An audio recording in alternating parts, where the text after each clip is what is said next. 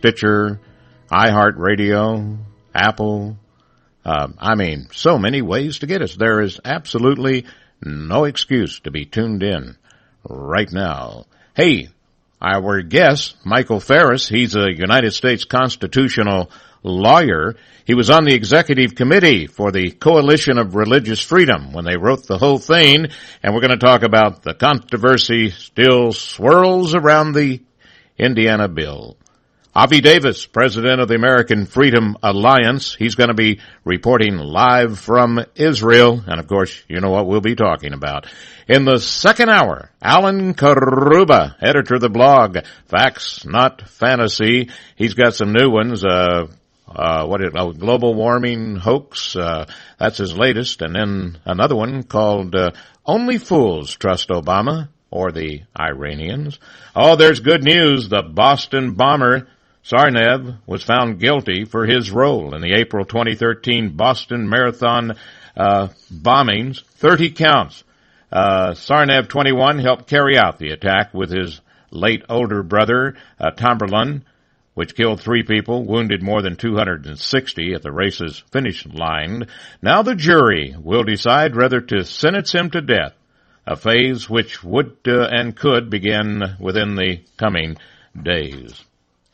President Obama's new deportation amnesty will remain halted. A federal judge in Texas ruled last night in an order that also delivered a judicial spanking to the president's lawyers for misleading the court. Another fancy political word for lying.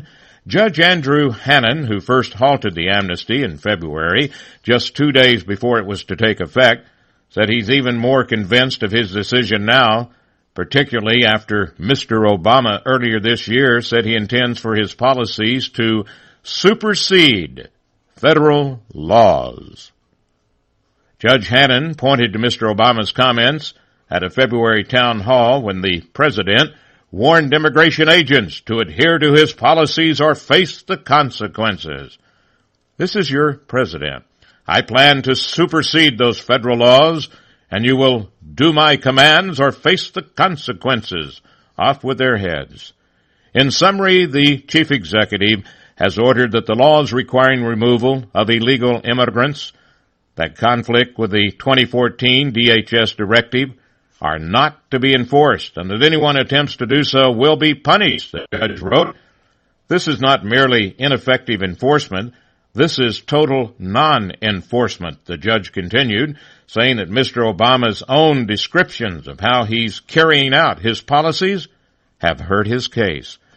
Mr. Obama in November, kind of amazing how they don't want to say President Obama. Anyway, Mr. Obama in November announced a new amnesty for illegal immigrant parents whose children are either U.S. citizens or legal permanent residents.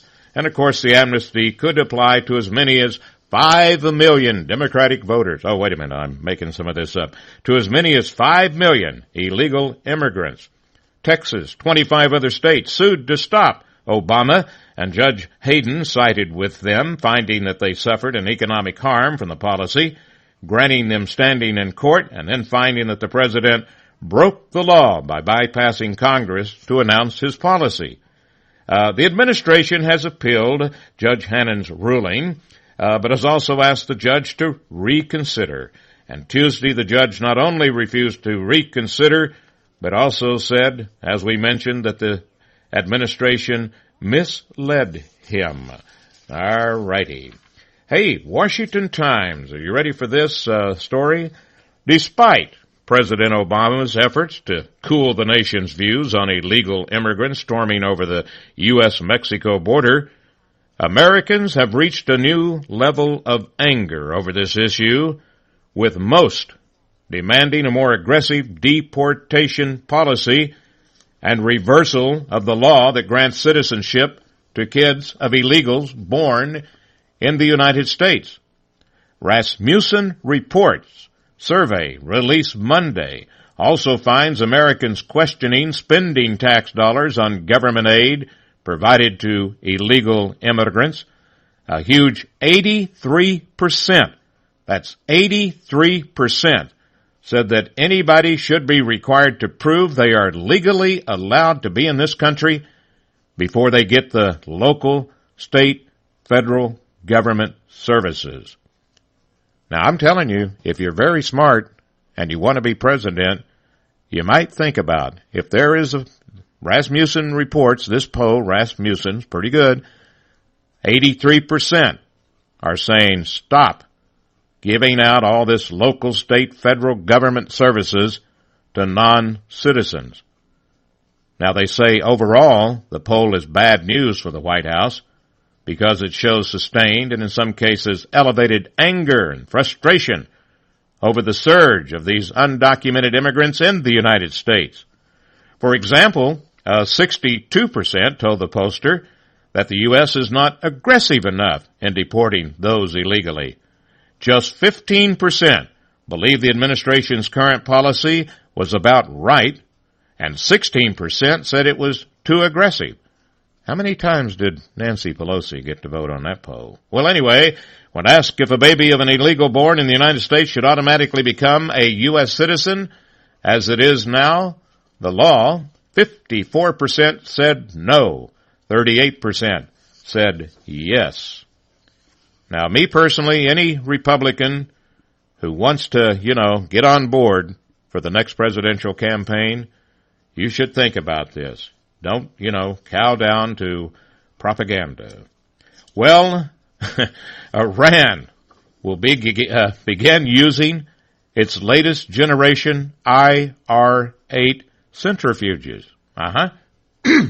The deal just made, and they said, well, we're going to start using our IR-8 centrifuges, and we're going to use it as soon as the nuclear deal with the world power goes into effect. This is Iran's foreign minister told the parliament yesterday. If accurate, the report now makes a mockery of the world power's much-hailed framework agreement with Iran, since such a move clearly breaches the U.S. published terms of the deal and would dramatically accelerate Iran's potential progress to the bomb.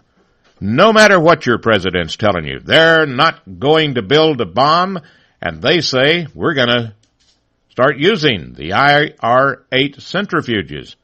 It'll speed it up. IR-8 centrifuges enrich uranium 20 times faster than what they're currently using, the IR-1. And me personally, you got to be very careful, President Obama. You don't want to upset some of the people close to you, that are pulling a lot of the strings there in the White House. Yeah, you got to, be very, very careful there. Now, I will be saving this story. A.V. Davis coming up, reporting live from Israel.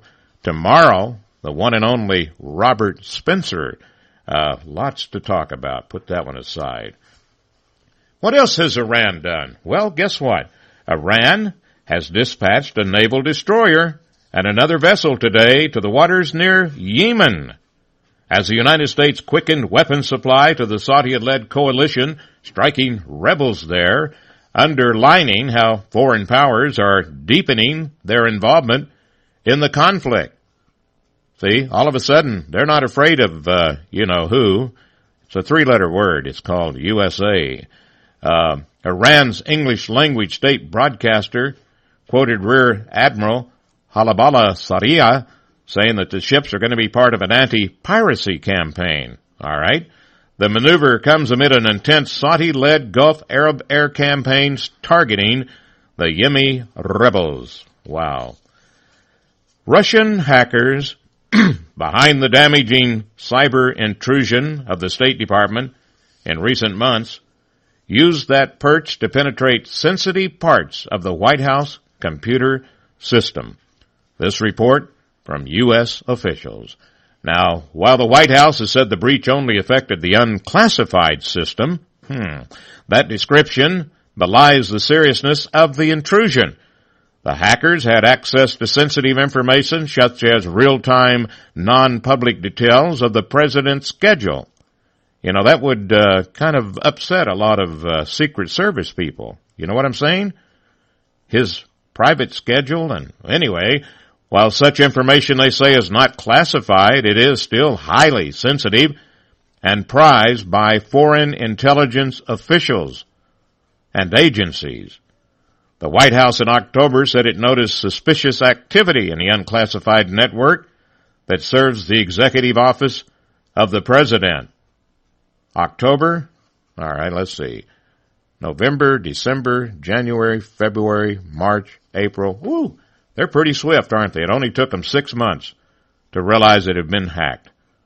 Well, the FBI, the Secret Service, and U.S. intelligence agencies are now involved in investigating the breach.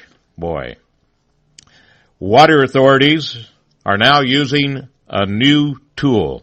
I want you to think back that if you listen to D.V. Kidd when I had her on and her excellent reports about the smart meter and how, you should lock your gates and don't let them put it in. And I know you'll say, well, if they can tell the government how much water you're using, that's good. Well, that's what they're using now, the new tool in a major effort to crack down on people and businesses wasting water. Governor Jerry Brown fighting the drought. Long Beach, California Water Department says sprinklers at McDonald's restaurant. They went on for 45 minutes at a time and twice at night. That's not very smart. And the department said there was little they could do about this wasting, but that was before the smart meter. Water Department General Manager says he saw an immediate spike by tens of thousands of gallons.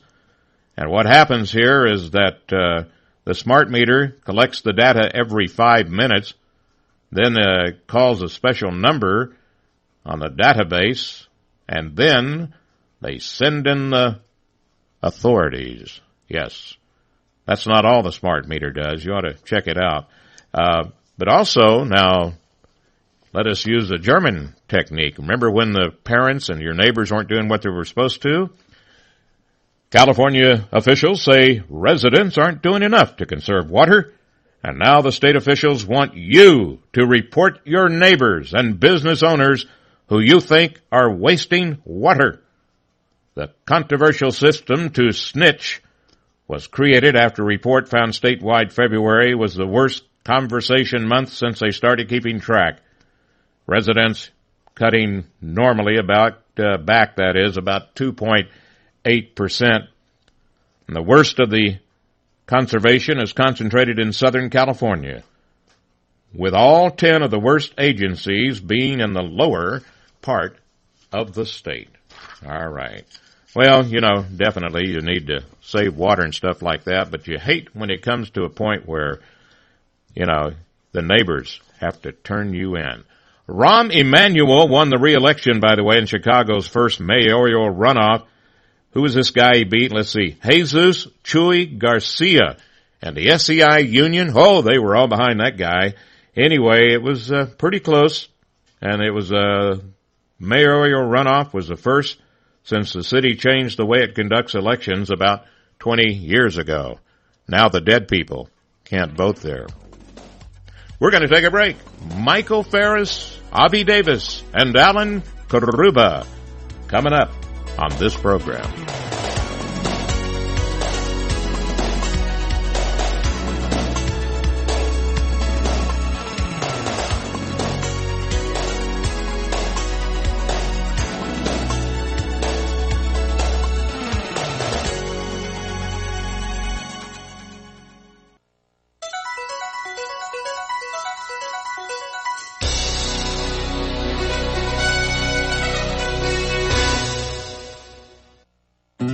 We are perfectionists.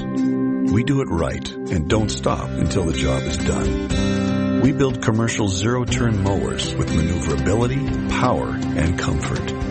Who are we? We are Kubota. Now, during our More Power to You sales event, you can get long-term financing as low as 0% APR on new commercial-grade Z700 series mowers. For more information or to find a participating dealer, visit Kubota.com. What would an extra $250 a month mean to you? For some, it's a little financial breathing room. For others, it's a car payment, a home repair, or help with college tuition. Hi, I'm Jay Farner, president of Quicken Loans, and I've got some great news if you're looking to save money on your mortgage. All it takes is a simple phone call to Quicken Loans at 800-QUICKEN to see if you qualify for the government's Home Affordable Refinance Program, or HARP. Folks who refinance with HARP can save an average of $250 a month. That's $3,000 a year.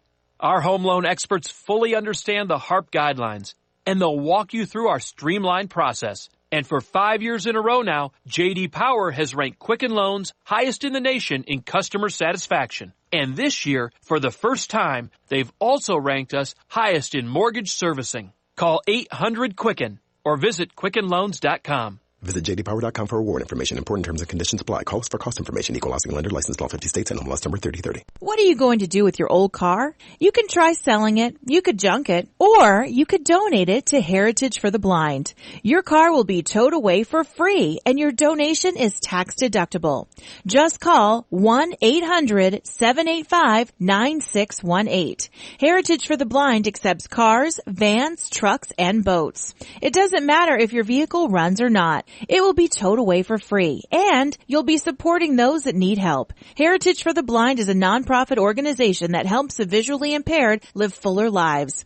Call right now to donate your car, and as a special thank you for calling, you'll receive a free 3-day vacation voucher to many exciting locations. Call Heritage for the Blind right now, 1-800-785-9618. Donating is easy, and your vehicle is towed away for free. Plus, you'll get a free vacation voucher. Call now, 1-800-785-9618. That's 1-800-785-9618. The Doug Stephan Good Day program, early morning radio, and I guess it is radio, although it's radio on TV because this is CRN Digital Talk.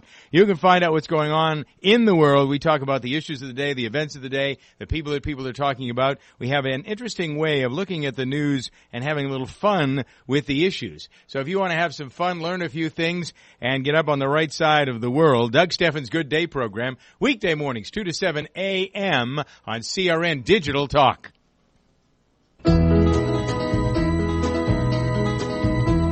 Everybody's talking at me. Chuck Wilder and CRN, and let me tell you about my guest. Talk about a busy guy, Michael Farris, United States constitutional lawyer. He is spearheading efforts for a constitutional convention of states. We've talked about that. Mike was on the executive committee of the Coalition for Religious Freedom. He is chairman of the Homeschool Legal Defense Fund and chancellor of Patrick Henry College. He was a founding president of each organization, and during his career as a constitutional appellate litigator, he has served as lead counsel in the United States Supreme Court, 8 federal circuit courts, and the appellate court of 13 states. Received his B.A. in political science from Western Washington University. He later went on to earn his J.D. from Gonzaga University School of Law and his LL.M. in Public International Law from the University of London. Michael, how are you? And welcome to the show, sir. Thank you, Chuck. Good to be with you. You know, hey, I got to tell you, Gonzaga, were you on pins and needles there when they were playing? I was, man. I was all in, and it was hopeful, but Duke took us out, but it was a close game. It was. I watched just about all of that one, and definitely, the last quarter or so. And man, and by the way, I was rooting for you. Well, I like they're that. a good team. I like Mark that Hughes team. A great coach. Well, listen, Indiana religious freedom law is nothing new, and Michael is the guy that helped the one that Mr. Bill Clinton signed. And you say it demonstrates that some members of the left are blatant hypocrites. It is. I mean, they supported the very same law at the federal level, and now they're opposing it and claiming different outcomes for the exact same words.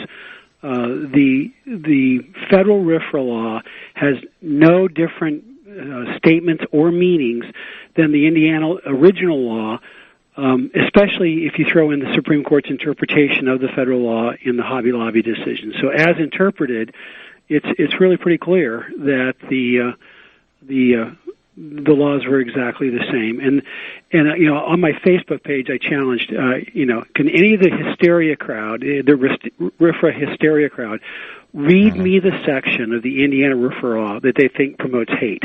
There's just nothing in it that says anything of the kind. And it was much of the debate was just simply based on not just misinterpretation of the law, they were just outright lies. I mean, a commentator on national television, one of the employees of I can't remember if it was ESPN or one of the other networks, but one of the sports guys said, because of this Indiana law, gays won't be able to buy tickets to the Final Four.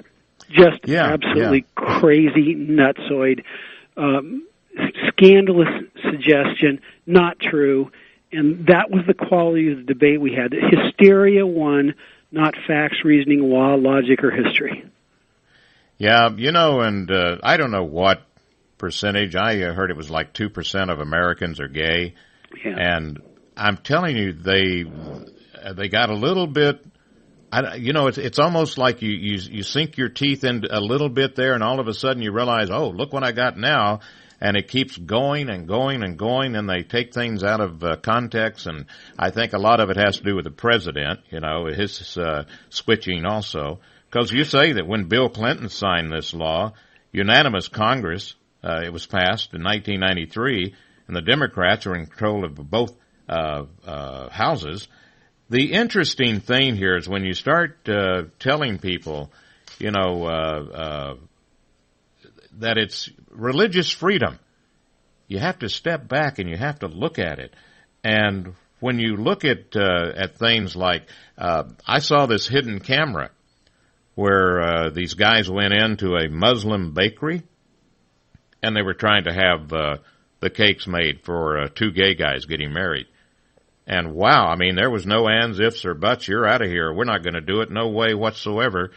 But you don't hear about it for some reason as much as you would just a regular baker. I'll put it that way. Right. Hey, listen, coming up on our break here, but you have some interesting things here about what if this guy had to do it, and what if this guy, and for example, what if whites came into a black bakery and said, "I need a KKK cake," but when it's gay, all of a sudden it's headlines, whether they're misquoted or not, where we're going to get the right word, the correct word, when we come back with Michael Ferris, United States constitutional lawyer, and also chairman of the Homeschool Legal Defense Fund. And I want to give you that website. It's hslda.org.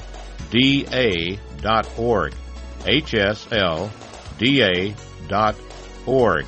And also you'll find a lot of this at the dailycaller.com. Be right back.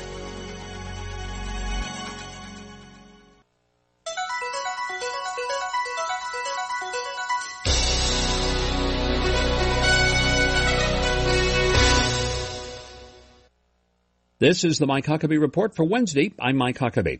Talk about politics making for strange bedfellows. More after this. Looking forward to your tax refund? Well, so are identity thieves who steal refunds by filing fraudulent tax returns. Last year alone, they stole more than an estimated $5 billion from hardworking Americans just like you. Once an identity thief gets a hold of your tax forms, watch out. They know that virtually all the information they need to steal your identity and even your life savings is right there. Help protect yourself with LifeLock Ultimate Plus. LifeLock Ultimate Plus provides protection for your Social Security number, bank accounts, investments, even the equity in your home. And while no one can stop all identity theft and nobody can monitor every single business, LifeLock Ultimate Plus provides their most comprehensive identity theft protection available. If you're filing taxes this year, especially if you're filing online, do what I did and get LifeLock Ultimate Plus. Visit LifeLock.com/Huckabee now or call and use promo code Huckabee to save 10% on your LifeLock Ultimate Plus membership. Call 1-800-240-LOCK, 800-240-LOCK, 800-240-LOCK. My best-selling book, God, Guns, Grits, and Gravy, in the bookstores and available online. Get your copy today. HBO comedian John Oliver got a scoop that many serious journalists would give their Obama fan club pins for when he traveled to Moscow to interview fugitive NSA whistleblower Edward Snowden. He got Snowden to reveal yet another previously unknown government secret. Oliver asked if federal agents could secretly peek at the nude selfie photos many Americans take with their smartphones. Snowden said if a couple exchanged photos by email, then the emails might be routed through an international server. And since those communications will be captured by the federal database, then the answer is yes. The feds have your private, intimate photos. Some say Snowden is a traitor who revealed vital national security secrets. Others say he's a hero who exposed government spying on innocent Americans. But he might also earn a third title, the man who single-handedly helped revive the Polaroid camera. Speaking of overexposed photos, the wild and woolly days of the unregulated Internet just took another death blow in a San Diego courtroom. Kevin Bellert used to run a so-called revenge porn website where he would post intimate photos of women sent to him by their disgruntled ex-husbands and boyfriends. Not only post them, but link them to the women's social media pages so their friends could see them, and their names and addresses could be discovered. His victims said it cost them their jobs and families and exposed them to stalkers. When they pleaded with Bellart that he was ruining their lives, he'd charge them hundreds of dollars to take them down. He told the judge, "I don't know, dude, it was just fun."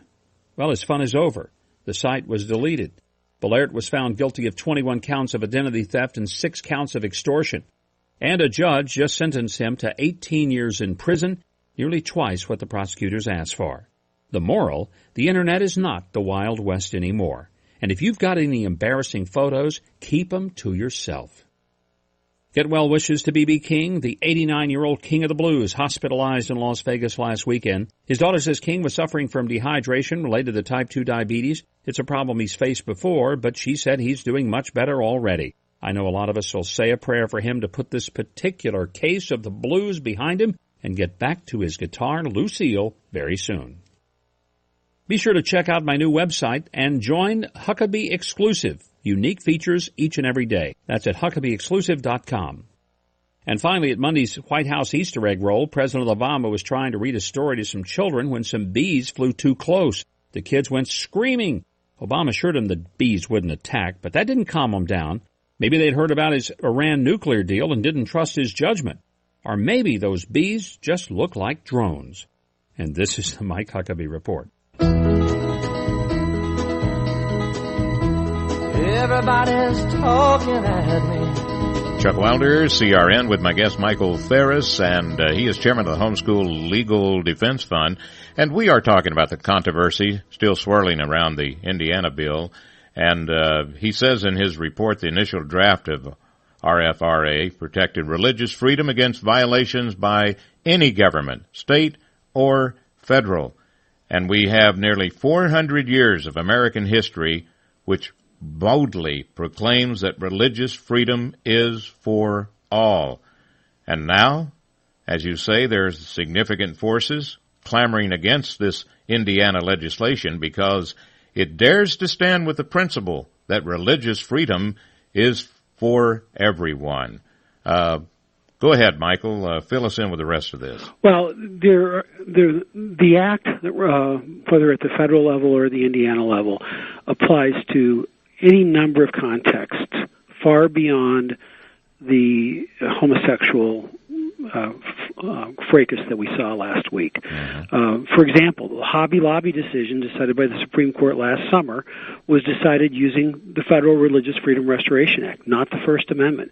Unfortunately, the reason we had to have the RFRA in the first place was because of a bad Supreme Court decision on the First Amendment that kind of, well, not this kind of, it severely curtailed the religious freedom for everyone. And so we wrote a civil rights statute that protected that. And Hobby Lobby successfully used it, saying it violates our conscience to fund abortions in our insurance coverage. And they won. And so the number of times that this would involve a homosexual clash is extremely limited, and it would be basically in the kind of a case where somebody is trying to coerce a Christian or somebody else with religious convictions to participate in their same-sex ceremony. There are no other scenarios that I can imagine that have either come up or are reasonable to project where the law would be potentially applicable. But we have, time-honored rules that you can't force people to participate in ceremonies they don't want to participate in. In fact, the Supreme Court decided on a license plate case that you couldn't force a person to carry on their license plate the words "live free or die," which is on the license plate of New Hampshire, and a person won the right to put tape over it and say, "I don't want to endorse those words." But now we're saying we have to force bakers and photographers and so on to use their skill and their words to say we endorse these same-sex ceremonies, and so effectively what was decided last week is which is more important, homosexual rights or religious freedom, and we decided as a nation, effectively, homosexual rights is more important than religious freedom. It's an extremely dangerous precedent. I hope no one understands that we've just lived through one of the most important watershed movements of our age, our generation for sure, and it's not a good moment. And so the question is whether or not people are going to rise back up and say, no, we made a mistake here last week in Indiana. Cooler heads did not prevail. Religious freedom is important, and it's religious freedom for all, not just for people that hold politically correct views. Everybody's entitled to religious freedom. And you use another example here of a Jewish butcher. Let's see, forcing a Christian photographer to use his craft to record a same-sex wedding is tantamount to forcing a Jewish butcher to slaughter pork to sell such products to people who demand a full range of service. Somebody asked me the other day, I mentioned that I was going to be doing this story today, and I said, ask him, is there any legality to the signs that are hung up anywhere that says we have the right to refuse service to anyone? Or is that just you well, the they're bad guy stating and walk away? A general truth. Yes, you have the right to refuse service to anyone, unless you refuse it on a statutorily protected ground. If you refuse to serve somebody because of their race or because of their gender or their religion, and nowadays because of their sexual orientation, you will be you'll be punished. Whoops. All right, just lost my guess there.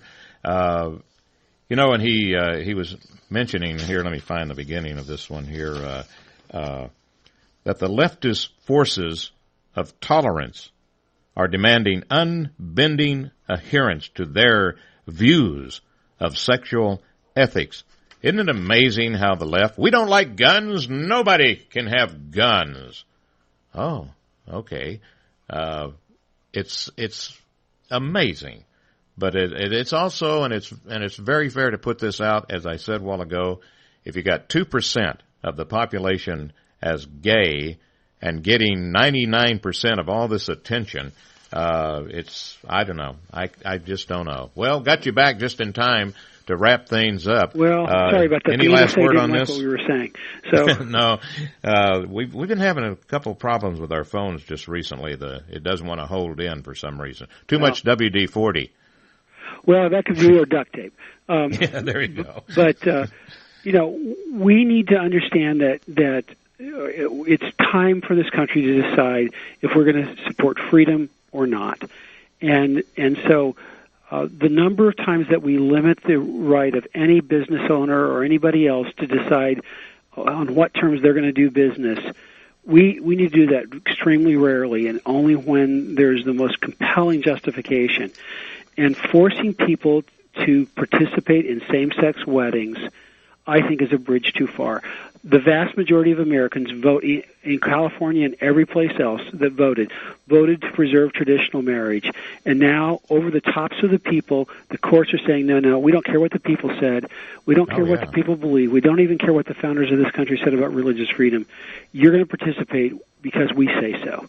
And that's not freedom. That's not democracy. That's not even America anymore.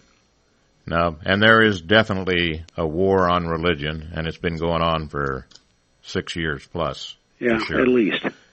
Anything new? Let me see if I got it here. I think if I have, okay. Still trying to hook up with my next guest. Let me ask you real quick. So anything new on the homeschool legal defense? Because you have the Homeschool Legal Defense Fund. Yes. That's another thing they won't leave alone, huh? No, in fact, the way that those two issues correlate is I published an article in the Peabody Journal of Education about a year ago that Vanderbilt University publishes that report, responding to some law review articles written by professors that are of the same philosophy that was going on in the religious freedom law. And what they write is because Christian homeschoolers teach their children to be intolerant, we need to curtail or even close completely all private home education and even some private Christian schools, or some of them contend that all private schools should be closed, because they believe that teaching kids that Jesus is the only way to God, teaching kids traditional principles of morality and virtue and so on, that those things are intolerant. And they've lost the sight of is it's the government that we need to insist that's tolerant. A government that tries to force people to conform to some level of tolerance ideas is a government that's lost the ability to be tolerant in itself. In fact, more importantly, we've lost liberty.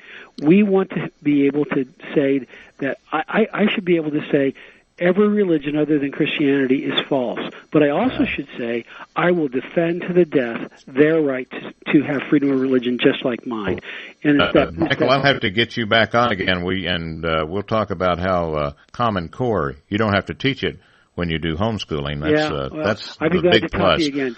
Thanks for the time. Hey, what's the best website to keep up with you? Is it HSLDA? That's a good one. In fact, if people want to go on and study about this religious freedom law, hslda.org/RFRA, and they can learn about the issue. Fantastic. We'll do it again, sir. Thank you very much. Bye.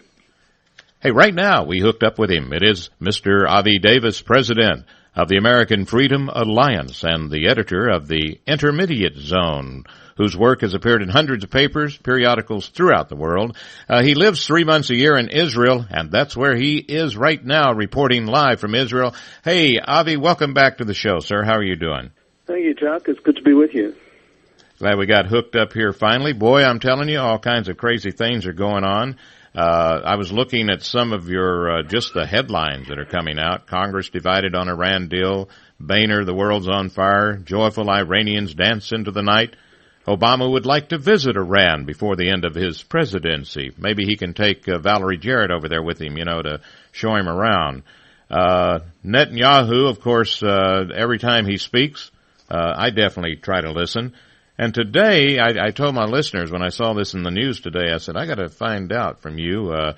They announced today that Iran is going to start using its latest generation IR-8 centrifuges as soon as this deal goes in. And what this does, they say, it clearly breaches the U.S. published terms of the deal. It will dramatically accelerate Iran's potential progress to the bomb. It gives them 20 times faster to start working on the bomb. And here, Mr. Obama, oh, believe me, there will be no bomb. What do you think about all this? Well, this is a drama that's been going on for 20 years. It's really nothing new, but the drama has now come to its, should we say, its apogee, and we have a crisis on our hands, a very significant one. I don't know if your listeners have paid attention to a devastating critique of this whole process in the Wall Street Journal today, written by Henry Kissinger and George Shultz, two former secretaries of state, and probably the most, I'd say, the most renowned voices to speak about this situation on record. And Kissinger is usually very, very careful about attacking a sitting president or a administration, and yet here he really lets loose with both barrels at the administration and the process, which is he declares is going to have a catastrophic impact upon the region, the Middle East, and upon American national security. He really lets the administration have it, with Schultz, of course. So those are voices that have added to hundreds of commentators and military advisors around the world who see this framework as a terrible outcome for the West, which could lead to much more complicated and involved interventions by the West in the future. Well, one thing about Kissinger, he seems to have a little bit more expertise than John, I want to get a Nobel Peace Prize Kerry. You know, there's a big difference between those two. Well, that's certainly true. Unfortunately, it's not Kissinger who's our Secretary of State, it's John Kerry. And, Kerry is, of course, I'm not a fan of John Kerry, but he is operating under orders. I think he was sent to Switzerland to bring home an agreement no matter what. Those were his orders from the Commander-in-Chief. We need an agreement, and I won't tolerate failure on this. And the interesting thing is that there was an Iranian defector, journalist, who defected to the West a couple of weeks ago and basically said the Americans in Lausanne were negotiating, apparently, on behalf of Iran. In fact, they're presenting Iran's positions to the other four nations gathered at... Is this Zarif? Is that his last name, Zarif, or something like that? That's right, yes. Yeah, he's the one that basically said, your president is lying to you. Yeah. Everything you're hearing is a lie on this deal. Well, it's part of the course, isn't it, with Barack Obama? Most of what Obama presents regarding his own biography is a lie. So it wouldn't be very surprising to find out that we've been sold a bill of goods here. And yeah. But let's look at it this way, Chuck. First of all, this is only the framework for an agreement, not an actual agreement. So it's very important to understand. These are the boundaries of the agreement. Nothing has actually been signed that is binding on either side, really, at this point. There's still another several months to go before they come up with agreement. And the memos that emerged from both of these discussions, the American memo and the Iranian, are not very much alike. There's a lot of contradictions between the two understandings of what happened, I must say. And so, there may not be an agreement, is what I'm saying. And there's such hostility to it, particularly from Congress, and I think that the Obama administration is hearing this. We've got a long way to go before we can say that a deal has been sealed. And I guess they're saying the final thing should be June 30th. That's their new deadline. But I think, what is this, third or fourth deadline they've come up with? Yeah, they keep kicking the ball or the can down the road, don't they? Yeah. They keep moving the goalposts. So it is disturbing when you think that, look, here's the United States, the lone superpower in the world, with tremendous clout in the region, an army, 15 and military 15 times the size of Iran's, unable to exert the kind of pressure and dealing with Iran almost like an equal. Mm-hmm. And this is probably the most disturbing aspect of these talks. Iran has been the locus of instability in the entire region. All right. It is now. Can you hold it right there, because we're on our break real quick, and we'll continue, and hold that thought, and we'll come right back with Avi Davis, president of the American Freedom Alliance, editor of the Intermediate Zone.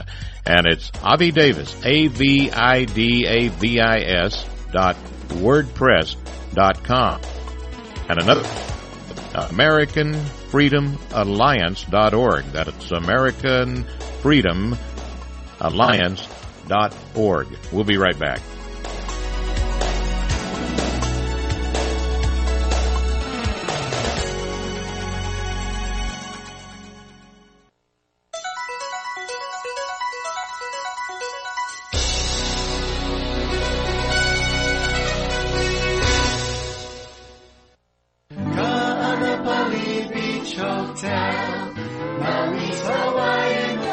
Located in the heart of Maui's premier resort, Ka'anapali Beach Hotel is officially recognized as Hawaii's most Hawaiian hotel and the #1 best value in Hawaii.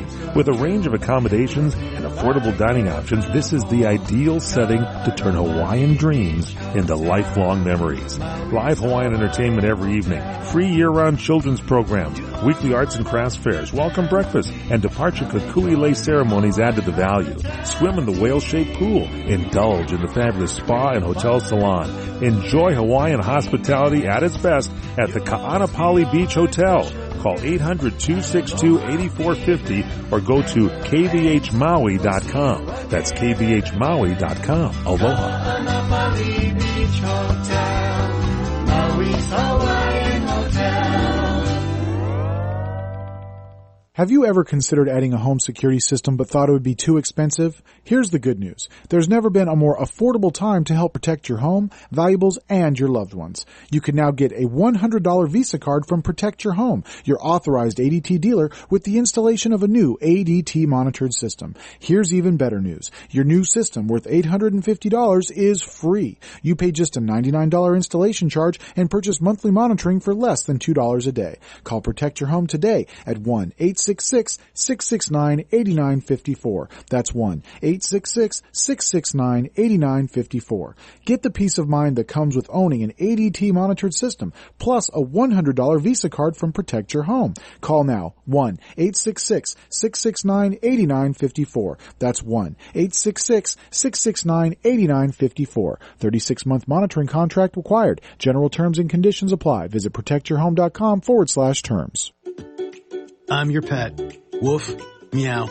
And now that it's getting warmer, I'll be getting out a lot more. Yep, where the fleas and ticks are. Good thing 1-800-PET-MEDS offers the same flea, tick, and heartworm medications as the vet, but for up to 50% less. 1-800-PET-MEDS also has fast free shipping and 100% satisfaction guarantee. So call or go to 1-800-PETMEDS.com today and protect me, your pet. Free shipping on orders over $49.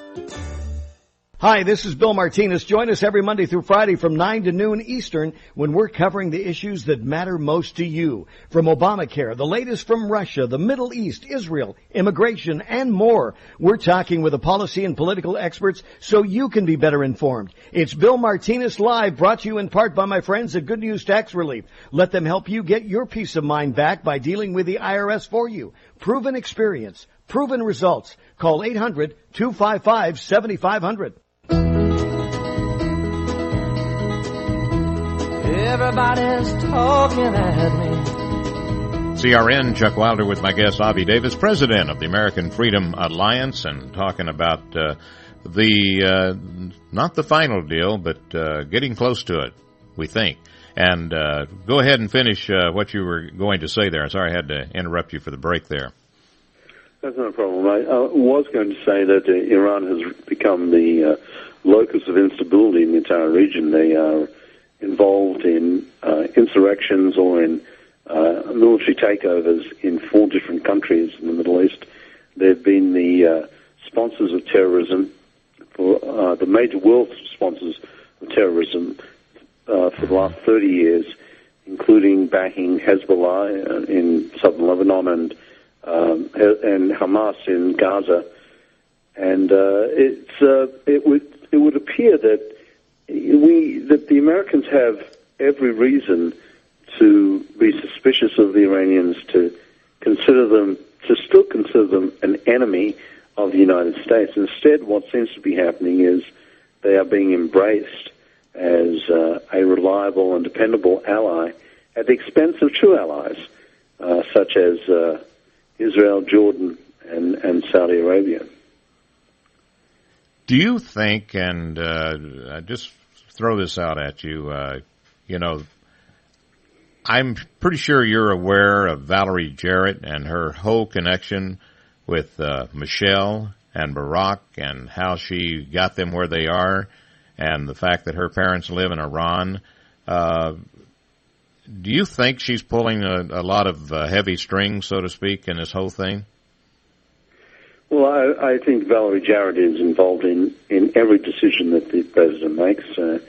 The unofficial chief of staff, and there's absolutely no question that she wields tremendous influence in the White House. She keeps a very low profile, but unfortunately, her views and her prejudices do trickle into the decision making of this administration, and I don't think she's been a source of great wisdom for the guidance of foreign policy for the Obama administration. And then, of course, you got all the members of the Muslim Brotherhood that are tied in with the White House. Wow, it's never seen it like this before. And Netanyahu said that any final nuclear deal must include Iran's recognition of Israel. Boy, that could be the stopping point right there, huh? Well, I've actually commented on this quite a bit in the last few days. Iran is never going to recognize Israel as a Jewish state or its right to exist. I mean, it's a non-starter, and Netanyahu knows that. Everybody knows it, and so Donald was actually, when he said, really, Bibi, you really expect them to do that? Of course, he doesn't expect them to do that. What really Netanyahu was saying is, or maybe what he should have been saying, is that, look, we've got to get them to renounce terrorism. We've got to get them to renounce their imperial ambitions in the Middle East. We've got to get them to agree to abide by internationally sanctioned agreements. That should be the precursor to any agreement.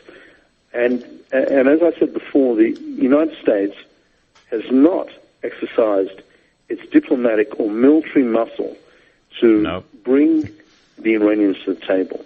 They should have been coming to the table with their knees shaking. Absolutely. Because they knew that American power was about to be exercised against them. That's what true negotiation should have involved. It should have been an unconditional surrender. That's really got to wrap it up here, and sorry we're all out of time. I certainly appreciate you giving me your evening hours over there, and we'll do it again. I certainly appreciate it. Avi Davis, thank you, sir.